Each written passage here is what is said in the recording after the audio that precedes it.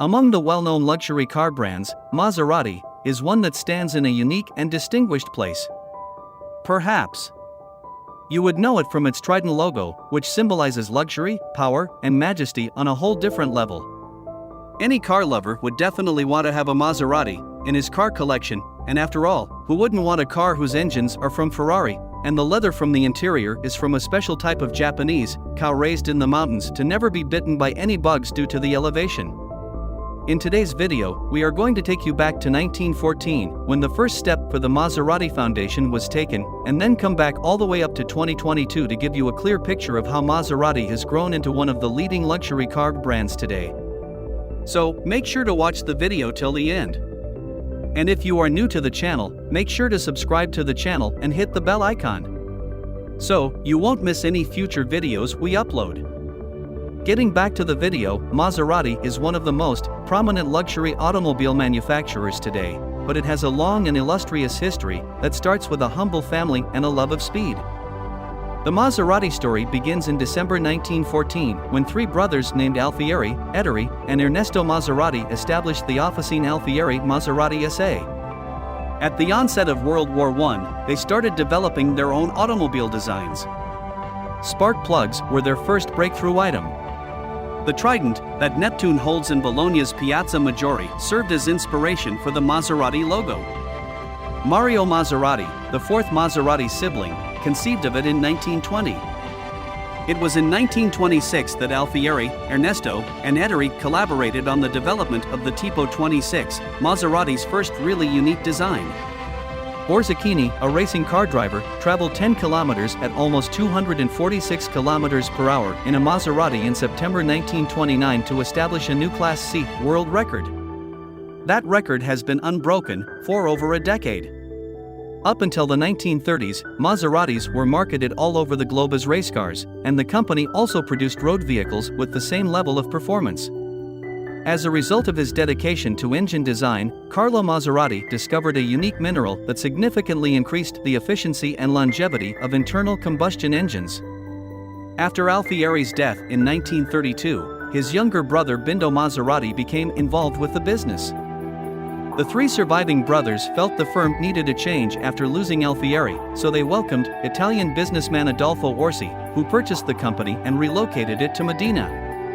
The Maserati brothers, though, stayed on at the firm in engineering roles. Wilbur Shaw, driving a Maserati 8 CTF, won the Indianapolis 500 that year in May, and the company celebrated with a parade. As early as 1937, Maserati was in direct competition with Mercedes and Auto Union. Wilbur Shaw, driving a Maserati 8 CTF, won the Indianapolis 500 that year in May, and the company celebrated with a parade. During World War II, Maserati's production efforts were mostly focused on spark plugs and batteries for transporting aircraft and automobiles. Following World War II, Maserati diversified into producing sports cars and GT cars. The A6, Maserati's first grand touring model, was an instant hit when it was released in 1958. At the 1963 Turin Auto Show, Maserati debuted the first four-door, ushering in the age of the premium sports sedan. In 1964, the manufacture of the very first Quattroporte began. It had a 260 horsepower, 4-liter V8 engine. Transmission options were a 5-speed stick shift or an automatic with 3 gears. 1967 saw the release of the first-generation Maserati Ghibli. The first Ghibli was a 2-seat concept automobile that debuted at the 1966 Turin Motor Show. The 4.7L V8 engine may be mated to either a 5-speed manual or a 3-speed automatic gearbox.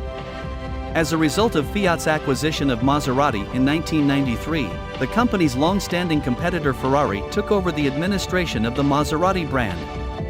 Their newfound cooperation shone brighter than their old antagonism as both companies' reputations grew.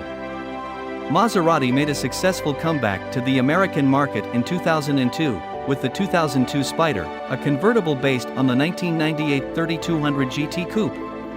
At the 2007 Geneva Motor Show, Maserati debuted the Gran Turismo, a reimagined version of the car developed by Pininfarina. The new GT was going to be bigger than the old ones, and it was going to be followed by a Spider and a hardtop convertible. The number of units sold in 2013 was 15,400, an increase of 6,000 over 2012. In 2014, Maserati set a new annual sales record in North America with 13,400 cars. The same year saw the introduction of the Alfieri concept car at the Geneva Auto Show. Like the Gran Turismo MC Stradale before it, the Alfieri is a 2+2 Grand Tourer. 3 different V6 engines, producing up to 520 horsepower, were available when it goes on sale in 2020. The MC20, Maserati's new flagship supercar, was the company's major story of 2021. Maserati unveiled a convertible model of the vehicle in 2022. In the future, an electric model will join the lineup. In 2022, Maserati simplified its trim-level structures across the board, a step that had nothing to do with the manufacturing of the MC20. Most models now have just -3 available trim levels, eliminating the need for higher-end variations like Gran Lusso and Gran Sport. The 2022 Maserati Ghibli is the most up-to-date model in the brand's history.